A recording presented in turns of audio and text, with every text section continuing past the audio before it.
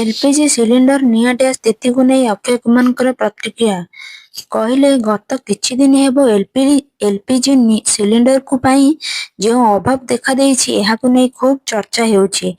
ଏବେ ଅକ୍ଷୟ କୁମାର ମଧ୍ୟ ଏହା ଉପରେ ନିଜର ପ୍ରତିକ୍ରିୟା ଦେଇଛନ୍ତି। ପ୍ରକୃତ କଥା ହେଲା, ନିକଟରେ ଅକ୍ଷୟ କୁମାର ବିଏମସି ହେଡକ୍ୱାର୍ଟରକୁ ଯାଇଥିଲେ ଏବଂ ଏହି ସମୟରେ ସେ ମୁମ୍ବାଇ କ୍ଲିନ୍ ଲିଗ୍‌ର ଆନାଉନ୍ସମେଣ୍ଟ କରିଥିଲେ। ମିଡିଆ ସହ କଥାବାର୍ତ୍ତା ବେଳେ ଅକ୍ଷୟଙ୍କୁ ଏଲପିଜି ସିଲିଣ୍ଡର ଅଭାବ ବିଷୟରେ ପଚରା ଯାଇଥିଲା ତ ସେ କହିଥିଲେ, ଏବେ ସୁଦ୍ଧା କୌଣସି ଅସୁବିଧା ହୋଇନାହିଁ। ମୋ ପତ୍ନୀ କାଲି 2ଟା ଇଣ୍ଡକ୍ସନ ଅର୍ଡର କରିଛନ୍ତି। ତାହା ଘରେ ଏବେ ସୁଦ୍ଧା ପହଞ୍ଚିନାହିଁ। ସେ ବିଷୟରେ ମୋତେ ଜଣାନାହିଁ। ଅକ୍ଷୟ ଏବେ ପ୍ରିୟଦର୍ଶିନୀଙ୍କ ହରର କମେଡି ଫିଲ୍ମରେ ନଜର ଆସୁଛନ୍ତି, ଯାହାର ନାଁ ରହିଛି ଭୂତ ବଙ୍ଗଲା। ସେ କହିଥିଲେ, ମୁଁ ସୁଟିଂରୁ ବ୍ରେକ୍ ନେଇ ଏଠାକୁ ଆସିଛି, କାରଣ ଏହି ମାମଲା ଖୁବ୍ ଜରୁରୀ। ଆମେ ଆଗକୁ ବଢ଼ିବା ପାଇଁ ପଜିଟିଭ ମାଇଣ୍ଡସେଟ୍ ରଖିବା ଉଚିତ। କହି ରଖୁଛୁ କି ଅକ୍ଷୟ କିଛି ଦିନ ପୂର୍ବେ ଫିଲ୍ମ ଧୁରନ୍ଧରର ପ୍ରଶଂସା ମଧ୍ୟ କରିଥିଲେ। ସେ କହିଥିଲେ, ଧୁରନ୍ଧର ଏକ ଫୁଲ୍ ଆକ୍ସନ ଫିଲ୍ମ। ଲୋକଙ୍କୁ ଖୁବ୍ ପସନ୍ଦ ଆସିଛି ଏବଂ ସମସ୍ତେ ବହୁ ଏନ୍‌ଜୟ କରିଛନ୍ତି।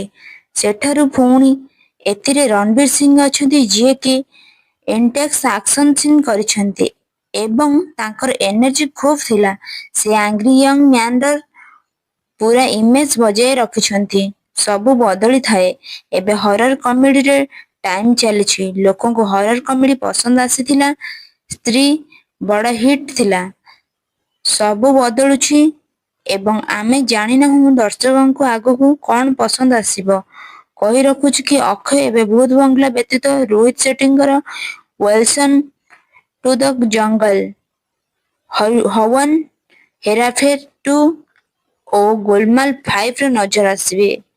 ଭୂତ ବଙ୍ଗଲା ଏବେ ଏପ୍ରିଲ 10 ତାରିଖରେ ରିଲିଜ୍ ହେବାକୁ ଯାଉଛି।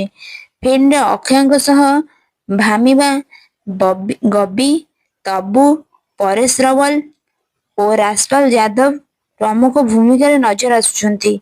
ଏହା ସହ ହରର କମେଡି ଫିଲ୍ମ